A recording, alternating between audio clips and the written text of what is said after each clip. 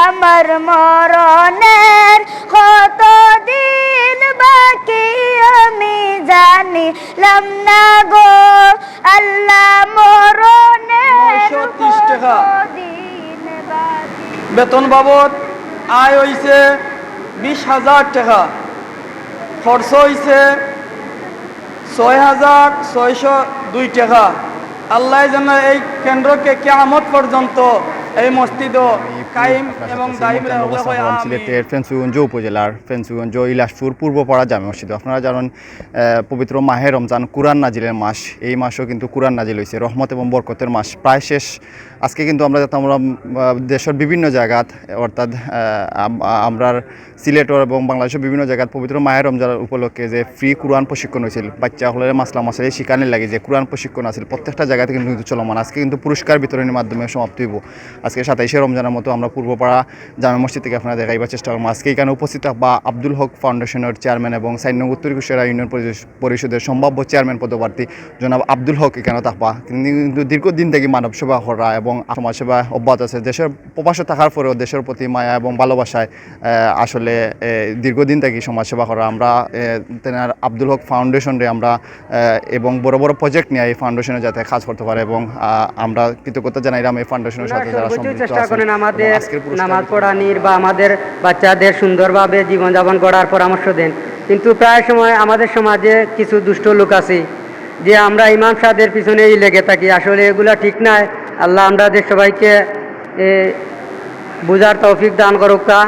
আর আলিমুলামা উনারা হইলা আল্লাহর, এটা তাদের দায়িত্ব, এইটা তাদের দায়িত্ব বাচ্চাকে শিক্ষিত করা। ভাই বোনেদের হাতে আমরা যারা 1, 2, 3 নম্বরে আপনারা পাশ করবে তোমাদেরকে আজকে আল খলিল কোরআন ফাউন্ডেশনের পক্ষ থেকে পুরস্কৃত করা হবে।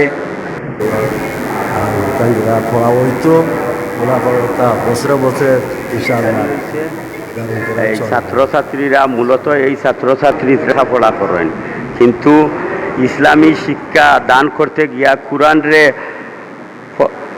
কুরআনরে সঠিকভাবে প্রশিক্ষণ শিখতে গিয়া এই মসজিদ কমিটির মুরব্বিয়ান এবং ইমাম সাহেবরা তারা কিন্তু এই উদ্যোগ নিছেন। আর এখানে আজকে যারা কুরআন প্রশিক্ষণ নিছেন তারা লাগিয়া প্রবাসী এক ভাই সাদেপুরের তানরেও ধন্যবাদ জানাই যে এই পুরস্কার দিয়া ছাত্রছাত্রীরা উৎসাহ করার লাগি। আমাদের মেহমান যারা আছেন তারা অনেক দূর থেকে আইসেন, তারারে আমার ব্যক্তিগত পক্ষ থেকে ধন্যবাদ জানাই। এখানে উপস্থিত আছেন মৌলানা মিনহাজউদ্দিন, উপস্থিত আছেন জনাব আব্বাস আলী সাহেব, উপস্থিত আছেন মৌলানা আব্দুল বাসিত আছেন, অত্র এই মসজিদের ইমাম সাহেব বদরুল আলম, সালেফুর জামে মসজিদর ইমাম সাহেব আছেন। আমি আমার ব্যক্তিগত পক্ষ থেকে ধন্যবাদ জানাই।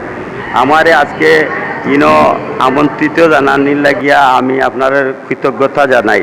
আসলে শিক্ষাই জাতি মেরুদণ্ড, শিক্ষা ছাড়া সমাজে কোনো কিছু উন্নয়ন অন্যভাবে বৈশ্য আছে।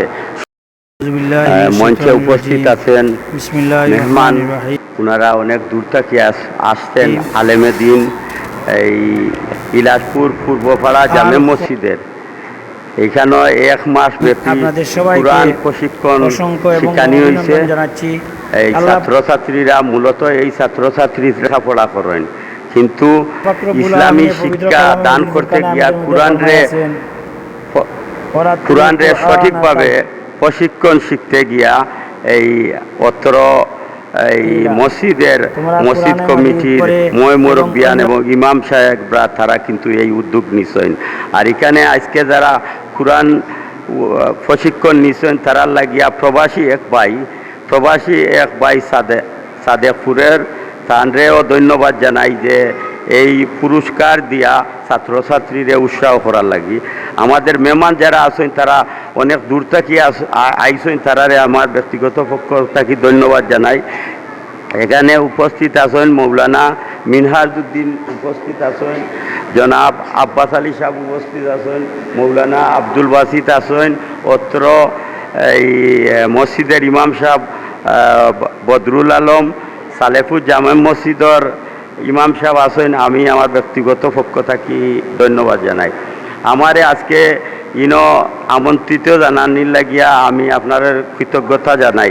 আসলে শিক্ষাই জাতি মেরুদণ্ড, শিক্ষা ছাড়া সমাজে কোনো কিছু উন্নয়ন করা যাইত না। আমাদের সমাজে যেহেতু বিভিন্নভাবে বৈষম্য আছে,